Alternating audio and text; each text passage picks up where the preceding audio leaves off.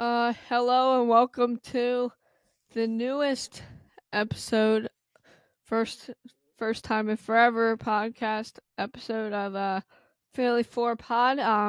Obviously I'm the only one in the room talking.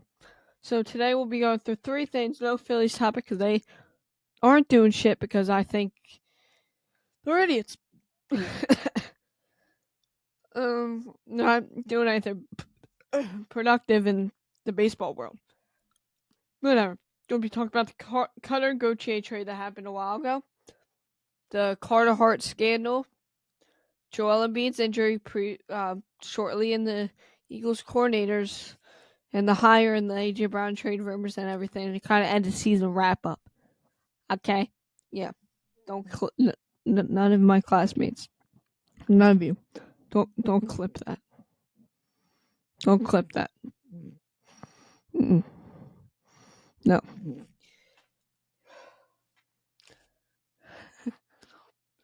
All right. First of all, we'll talk about the Philadelphia Flyers and what's happening there. Jesus. Cutter Gauthier a while ago got traded in the middle of a Flyers Penguins game where the Flyers ended up losing 3-2. And in return, the Flyers got Jamie Drysdale and 2 first-round picks. No. What? No. Nuh-uh. That is not true, Pete. Nope. Jamie Drysdale and a second-round pick. Not a bad haul at all. Amazing haul.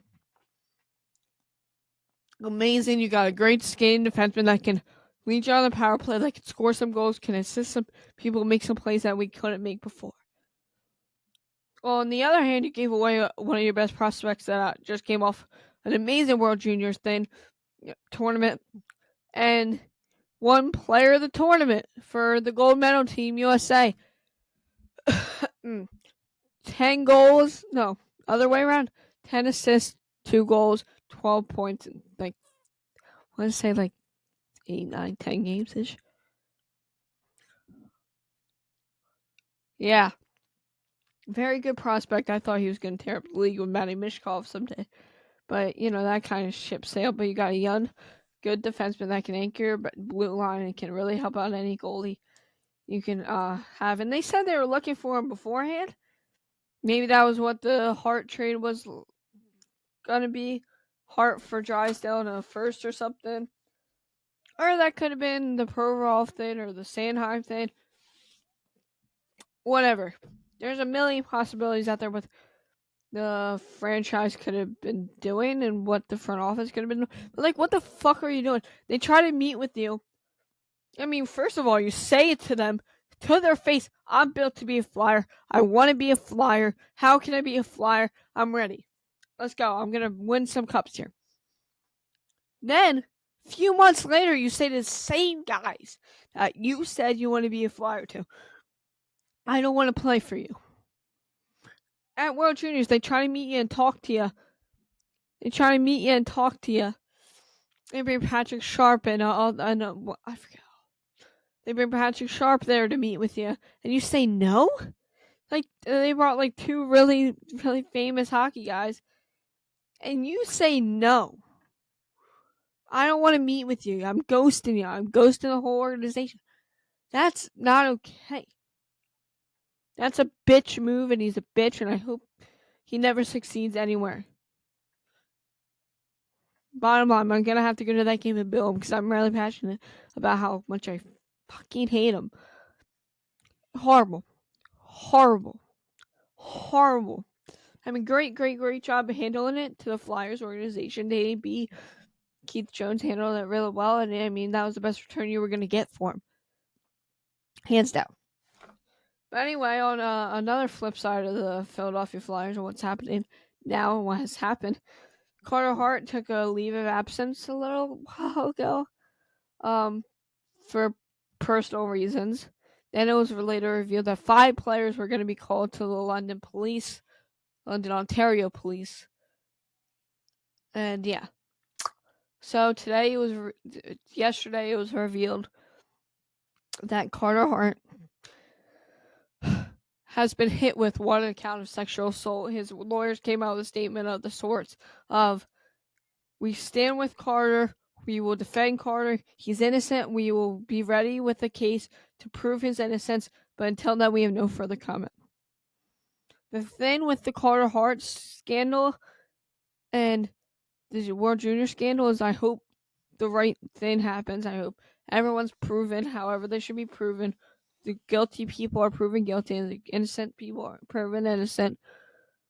I hope everything goes well. But with that said, if Carter Hart's innocent, I'm going to continue to like him. I'm going to continue to root for him. I'm going to continue to wear his number. I'm going to continue to wear his jersey, shirtsy, hoodie, whatever, and root for him. Wherever he is, as long as he's innocent, I will root for him and still support him and wear the number. And as long as he's innocent. But if he's proven guilty, good riddance, get the fuck off of my hockey team. It's kind of how I look at it. I mean, if you're not smart enough to not do that stuff when you're a big name like that, and if you're thinking like, oh no, this is fucked up what I'm about to do, and if you're not smart enough to do that, then get off my hockey team. That's just a scumbag move to do. I'll change my number. I'll burn my. I'm not big into burning jerseys, but if he's guilty, they rule him guilty. I will be burning my jerseys. Change my number. Rip down my 2 Hart things all over my house. That's enough. That's it. Good riddance. Get the fuck off my hockey team. You're a scumbag. If you did that. If not, he's still my favorite goalie. I'm just gonna continue to root for him. That's it. That's all I'm gonna say. I'm just gonna wait and see how they rule him, and then I'm gonna come on here, say what I think about it, and then that'll be that. If he's innocent, it's like the whole thing never fucking happened, and he's still my goaltender. If he's guilty, get off of my hockey team. I hope you go to jail and do jail time and never get another shot in the NHL. That's if he's guilty. Guilty. If he's innocent, who cares? Nothing ever happened. Alright, and anyway, now that we're done with that scandal and all of that things, it will be time to go over to the other side of the Wells Fargo Center and the Philadelphia 76ers. Sixers have not been looking good as of late. Joel Embiid was selected for his first All-Star game, but he is injured. Joel Embiid missed 2 games prior to yesterday's game against the Golden State Warriors. And he played yesterday, and he went for a loose ball, and he really fucked up his knee. I mean, the audacity of them to play him last night. Maybe he was rushed because Maxey didn't play. Maybe he was rushed because of the standings or the Knicks getting hot or whatever he was rushed by. That was a dumb move to play last night just because of what happened. But also, it's like, I mean,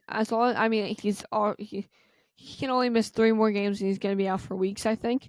So he's already out of the race for MVP. So at this point, all that matters is that he's healthy for the playoffs. Give me a full, healthy Joel Embiid playoff run, and I guarantee you he will do legendary things. We haven't gotten that, and I hope we get that this year, and I hope they play that right.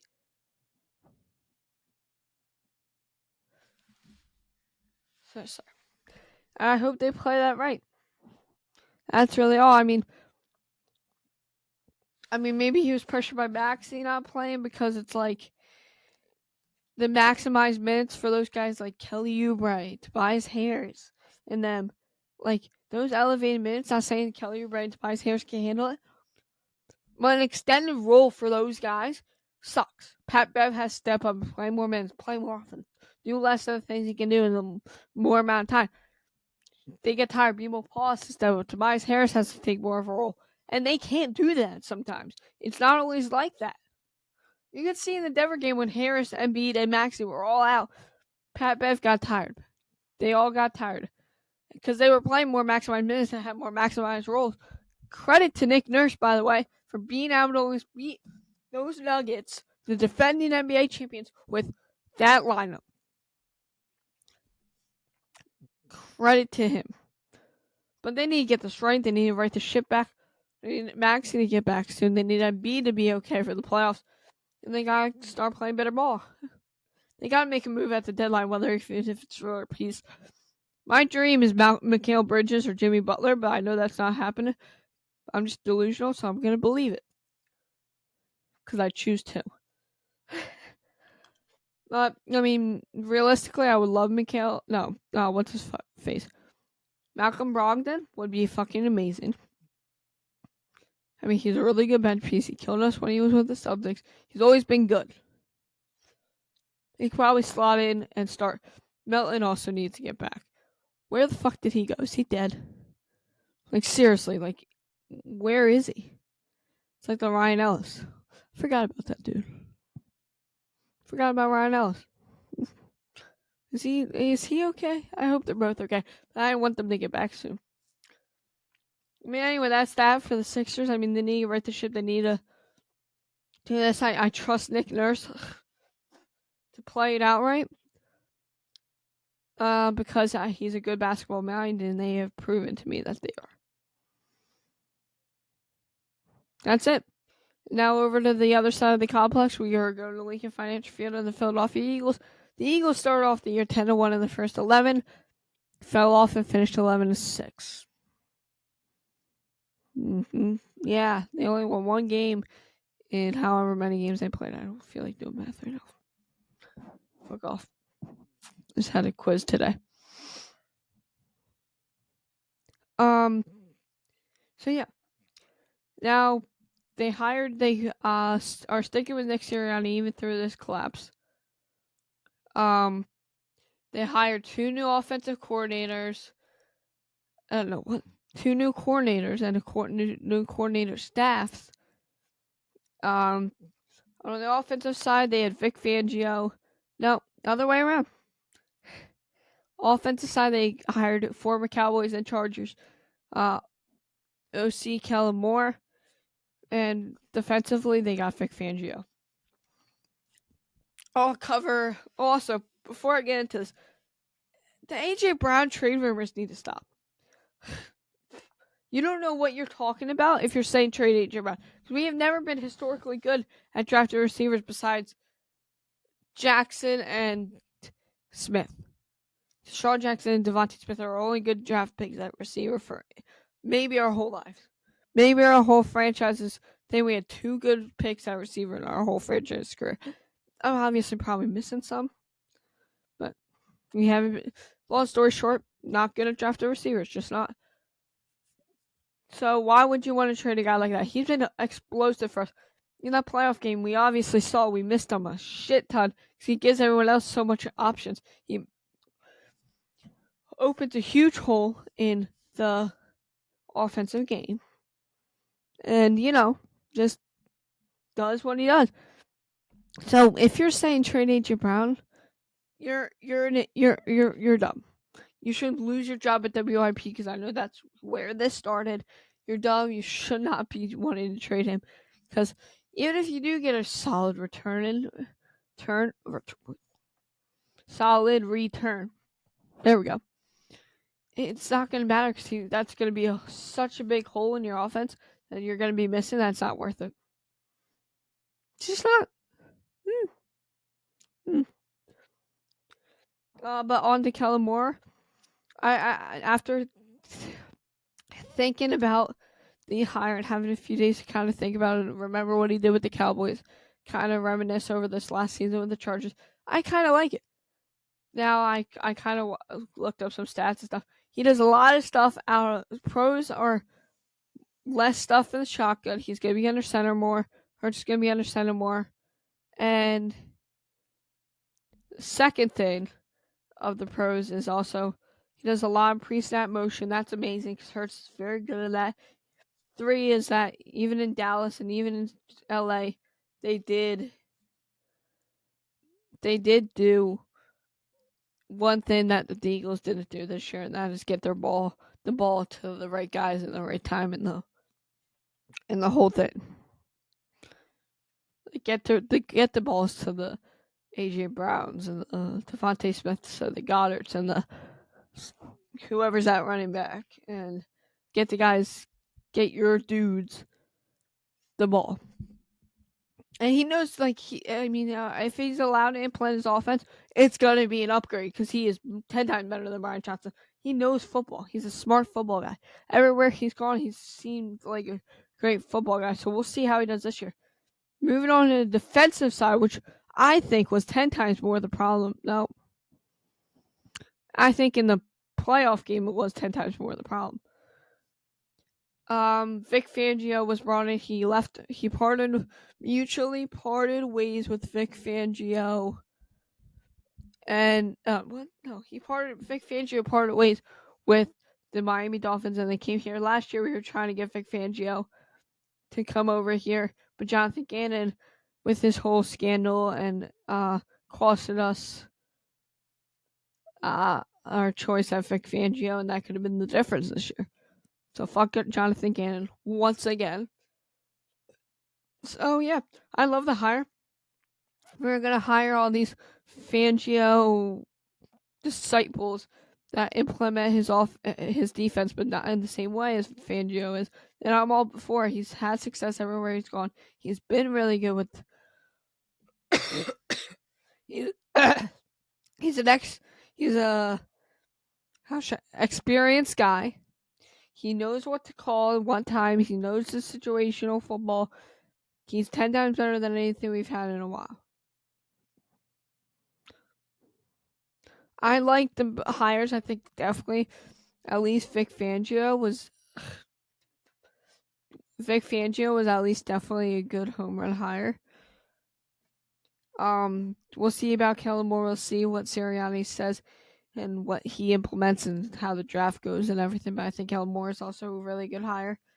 I think they slammed it out of the park. I mean, they were saying also, but then another thing about the coaching staff was if shit goes wrong, shit hits a fan this year again, that they will probably be in the front running for Bill Belichick next offseason, which I didn't see why they didn't do it now, but I'm kind of fine with keeping Sirianni because he did go to the Super Bowl last year. Kind of did. But they need to draft well to get the shit together. They need to draft well, sign some guys, re-sign Swift, and then you'll be good. They need to re-sign Swift because Swift does things no other running back we've ever had does. Sorry, Sanders. Swift was an upgrade over Miles Sanders. Miles Sanders had a great year last year, but he's an upgrade. I mean, he played so well. I don't think you have to pay too much for him. That said, they better resign him. It's kind of really it. I mean, we'll see what they do and see how that goes and what happens. But I mean, man, it's not looking good because there's not a lot that you can do with Swift. Without Swift, I mean, in history, it does not look good for us resigning Swift. We are not really friendly to giving running backs a long-term deal. Also on the defensive side, Howie Roseman needs to stop neglecting the linebacker position. Yes, we could get away with it a few years ago in 2017, and last year we got away with it, kind of, not really. He's going to pray Zach Cunningham plays as well as he can, and pray Kobe Dean can stay healthy. But that's not okay. I think you look for a great corner in round 1, then you go to round 2 and draft Jeremiah Trotter Jr. Because I think you know his dad and you know his work ethic, and I think that transfers over to his son. You also know that he's a really good linebacker. He plays well. He blitzes well. He does everything you want him to do well, and I think he'll work very, very fucking good in this Fangio system. I mean, that's really about it. I mean, and then draft some receivers, some running backs, some whatever else. I don't know. And also Kelsey retiring and Cox leading towards retirement. Those two leading towards retirement does not help anything. But you got to draft well. I think Jeremiah Trout Jr. is a guy you really would need to draft, whether it's around 1, 2, 3, or 4. Whenever he's there, 1 or 2, around 1 or 2. 53rd pick's probably the perfect pick for him. So, I mean, that kind of concludes this episode. I mean, we'll see what happens with the Eagles. We'll see what happens with the Hart scandal, and we'll see what happens there. And also, I'm praying that Joel is healthy. Thank you for listening. This has been I believe fourth or fifth episode of Philly 4 Pod. Thank you for watching. See you later. Have a great day, year, life. Yeah.